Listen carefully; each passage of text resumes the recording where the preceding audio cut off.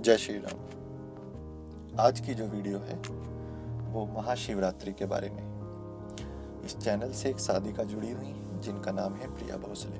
बहुत ही उच्च कोटि की साधिका हैं और उनका आध्यात्मिक मार्ग भी बहुत उन्नत है और प्रभु को ऐसे ही निश्चल प्रेम करने वाले भक्त जो हैं वो बहुत प्रिय हैं। हम तो दास हैं, हम भक्तों की बराबरी नहीं कर सकते, लेकिन जितने भी साधक भाई बहन इस चैनल के माध्यम से जुड़े हुए हैं, मुझे लगता है कि शायद मैं इतना धन्य हो गया है आप सभी लोगों को पाकर।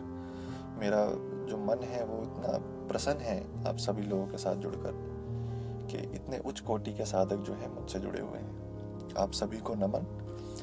प्रिया भोसले जी ने रिक्वेस्ट करी थी महाशिवरात्रि के बारे में जानने के लिए, तो इस वीडियो में आपको कथा बताऊंगा महाशिवरात्रि की, और अगली वीडियो में आपको महाशिवरात्रि में क्या करना है, किस तरीके से करना चाहिए, असल प्रथा क्या है, किस तरीके से जो आध्यात्मिक मार्ग आपने शुरू किया है उसको कैसे उन्नत बनाना है, कैसे सफल बनाना है। महाशिवरात्रि जो है वो साधकों के लिए एक बहुत ही सगुण या निपुण, कुछ भी आप कह सकते हो, एक ऐसा समय है जिसमें कोई भी साधक भाई बहन अगर साधना करता है, मंत्र जाप करता है या कुछ भी पवित्र चीज करता है तो वो 100 नहीं 200% सफल होती है।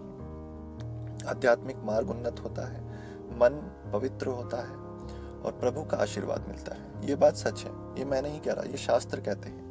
ठीक है, मेरी बात मत मानो, क्योंकि मैं तो कुछ अपनी तरफ से बना के नहीं कहता हूँ। मैंने आपको शुरुआत में ही कह दिया है, मैं 3 चीज आपको बताऊंगा: शास्त्रों का ज्ञान, साधु संतों का ज्ञान और अपना खुद का जो मेरा अनुभव है इस जीवन में, भक्ति मार्ग में, आध्यात्मिक मार्ग में, वो यही 3 चीज बताऊंगा, खुद से बना के कुछ नहीं। तो प्रिया भोसले की जो रिक्वेस्ट थी वो इस वीडियो के माध्यम से पूरा कर रहा हूँ, लेकिन शुरू करने से पहले ये भी आपको बता रहा हूँ कि मैंने आपको रावण संहिता के बारे में एक वादा किया था। तो रावण संहिता के बारे में कुछ मैं एक आध वीडियो जो है, 2-3 वीडियो आएंगी उस पर, वो बनाऊंगा। लेकिन क्या है, रावण संहिता में ज्यादातर तंत्र विद्याएं हैं, मारण, विश्लेषण, ये उच्चाटन, इस तरह की षटकर्म जो हैं, ये सब बताए हुए हैं। क्या होता है इस दुनिया में, माया ही माया है, बुद्धि कब पलट जाए इंसान की पता नहीं चलता। तो ऐसी चीज नहीं बताने का प्रयास कर रहा हूँ जिसका इस्तेमाल लोग गलत तरीके से करें।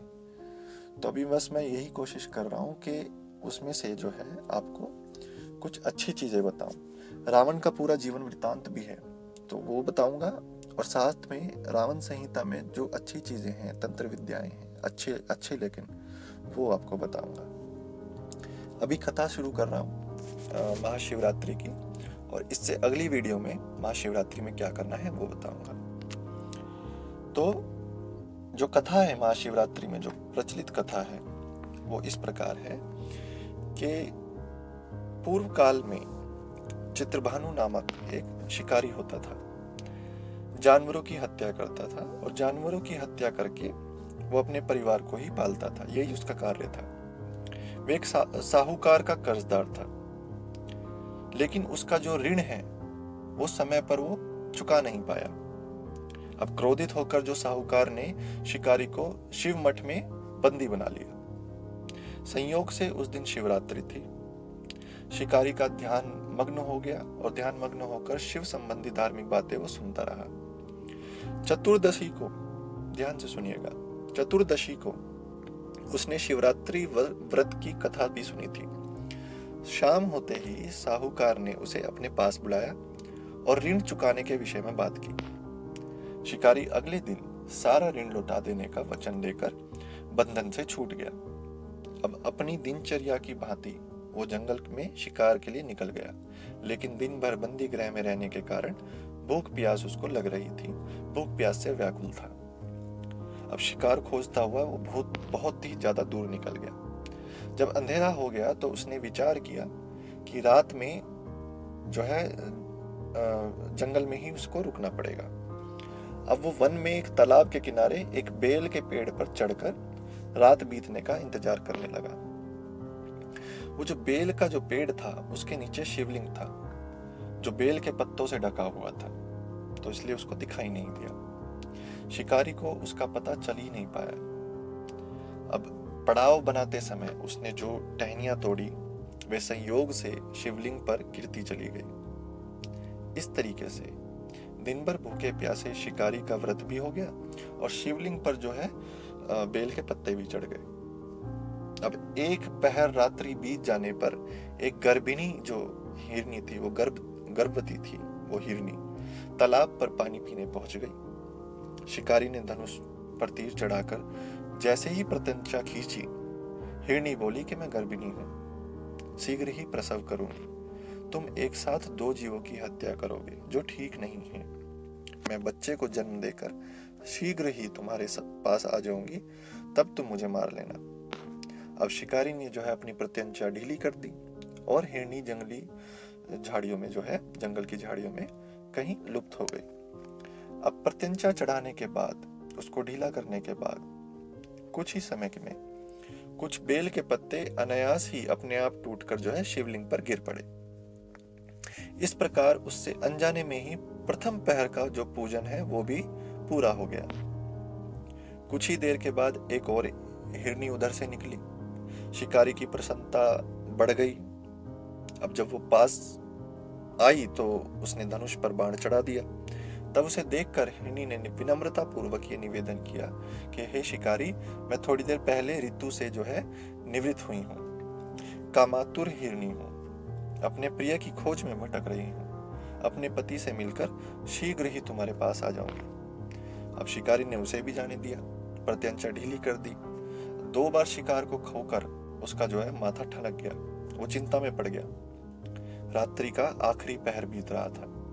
इस बार भी धनुष से लगकर कुछ बेलपत्र जो है शिवलिंग पर जा गिरे और दूसरे पहर का जो है वो भी पूजा पूरी हो गई। तभी एक और हिरनी अपने बच्चों के साथ उधर से निकली। शिकारी के लिए ये बहुत ही सुंदर अवसर था कि वो शिकार कर ले। उसने धनुष पर तीर चढ़ाया, प्रत्यंचा खींची, उसमें उसने देर नहीं लगाई। वो तीर छोड़ने ही वाला था कि हिरनी बोली कि हे शिकारी, मैं इन बच्चों को इनके पिता के हवाले करके लौट आऊंगी, इस समय मुझे मत मारो। शिकारी हंस पड़ा और बोला कि सामने आए शिकार को छोड़ दूं? मैं ऐसा मूर्ख नहीं हूं। इससे पहले भी मैंने 2 बार अपना शिकार खो दिया है।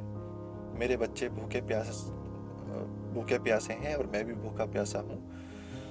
उत्तर में हिरनी ने फिर कहा कि जैसे तुम्हें अपने बच्चों की ममता सता रही है, ठीक वैसे ही मुझे भी अपने बच्चों की ममता सता रही है। इसलिए हे शिकारी, मेरा विश्वास करो, मैं इन्हीं जो है इनके पिता के पास छोड़कर तुरंत तुम्हारे सामने लौटकर वापस आ जाऊंगी, ये मेरी प्रतिज्ञा है।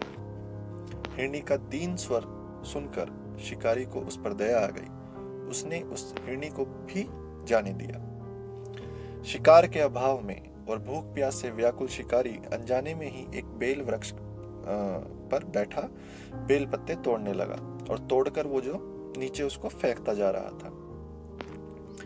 पो फटने को हुई तो एक हुष्ट पुष्ट हिरन जो है उसी रास्ते पर आया। शिकारी ने सोच लिया कि इसका शिकार तो जरूर करूंगा। शिकारी की जो प्रत्यंचा जब हिरन ने देखी तो बहुत ही करुणा के स्वर में बोला कि हे शिकारी, यदि तुमने मुझसे पूर्व आने वाली 3 हिरनियों को, छोटे छोटे बच्चों को मार डाला है, तो मुझे भी मारने में विलंब ना करो, ताकि मुझे उनके वियोग में एक क्षण भी दुख ना सहना पड़े। मैं उन हिरनियों का पति हूं। यदि तुमने उन्हें जीवन दान दिया है तो मुझे भी कुछ क्षण का जीवन देने की कृपा करो। मैं उनसे मिलकर तुम्हारे समक्ष उपस्थित हो जाऊंगा। उस हिरण की बात सुनकर शिकारी के सामने पूरी रात का जो है घटना चक्र घूम गया। उसने सारी कथा जो है मृग को सुना दी। तभी उस हिरण ने, उस मृग ने कहा कि मेरी तीनों पत्नियां जिस प्रकार प्रतिज्ञाबद्ध होकर गई हैं, मेरी मृत्यु से अपने धर्म का पालन नहीं कर पाएंगी। इसलिए जैसे तुमने उन्हें विश्वास पात्र मानकर छोड़ा है, वैसे ही मुझे भी जाने दो। मैं उन सब के साथ तुम्हारे सामने बहुत जल्दी उपस्थित हो जाऊंगा। शिकारी ने उसे भी जाने दिया। इस प्रकार जो है सुबह हो गई। उपवास जो है, रात्रि जागरण तथा शिवलिंग पर जो बेल पत्ते चढ़े थे उससे अनजाने में ही शिवरात्रि की पूजा पूरी हो गई। पर अनजाने में ये जो की हुई पूजा थी उसका परिणाम जो है उसको तत्काल मिला। शिकारी का हिंसक हृदय निर्मल हो गया, उसमें भगवत शक्ति का वास हो गया। थोड़ी ही देर बाद वो जो मृग है, वो जो नर हिरण था, वो सपरिवार शिकारी के सामने उपस्थित हो गया ताकि वह उनका शिकार कर सके, क्योंकि उन्होंने प्रतिज्ञा करी थी शिकारी से। किंतु जंगली पशुओं की ऐसी सत्यता, ऐसी सात्विकता और जो सामूहिक प्रेम भावना है, वो देखकर शिकारी को बहुत दुख हुआ, बहुत ग्लानि हुई। उसने मृग के उस परिवार को जीवन दान दे दिया। अनजाने में शिवरात्रि का व्रत का पालन करने पर भी शिकारी को मोक्ष की प्राप्ति हुई। जब मृत्यु काल में यमदूत उसके जीव को ले जाने आए तो शिव गणों ने उन्हें वापस भेज दिया तथा शिकारी को शिवलोक ले गए। शिव जी की कृपा से ही अपने इस जन्म में राजा चित्रभानु अपने पिछले जन्म को याद रख पाए तथा महाशिवरात्रि के महत्व को जानकर उसका अगले जन्म में भी पालन कर पाए। शिकारी की कथा अनुसार महादेव तो अनजाने में किए गए व्रत का भी फल दे देते हैं, पर वास्तव में महादेव शिकारी की दया भाव से प्रसन्न हुए। अपने परिवार के कष्ट का ध्यान होते हुए भी शिकारी ने मृत परिवार को जाने दिया। ये करुणा ही वस्तुतः उस शिकारी को उन पंडित और पुजारियों से उत्कृष्ट बना देती है जो कि सिर्फ रात्रि जागरण, उपवास, दूध, दही, बेल पत्ते, इन सब से ही शिव को प्रसन्न कर लेना चाहते हैं। अब ये जो कथा है, इस कथा में सबसे महत्वपूर्ण बात ये है कि इस कथा में अनजाने में हुए पूजन पर विशेष महत्व दिया हुआ है। अब इसका अर्थ ये नहीं है कि शिव किसी भी प्रकार से किए गए पूजन को स्वीकार कर लेते हैं या फिर अथवा भोलेनाथ जाने या अनजाने में हुए जो पूजा पाठ होती है उसमें कोई भेदभाव करते हैं। वास्तव में वो जो शिकारी है शिव पूजन नहीं कर रहा था। इसका अर्थ यह भी हो गया कि वह किसी तरह के किसी फल की कामना भी नहीं कर रहा था। उसने जो मृग परिवार को समय और जीवन दान दिया जो कि उस शिव पूजन के समान है। शिव का अर्थ है कल्याण। शिव का अर्थ ही कल्याण होता है।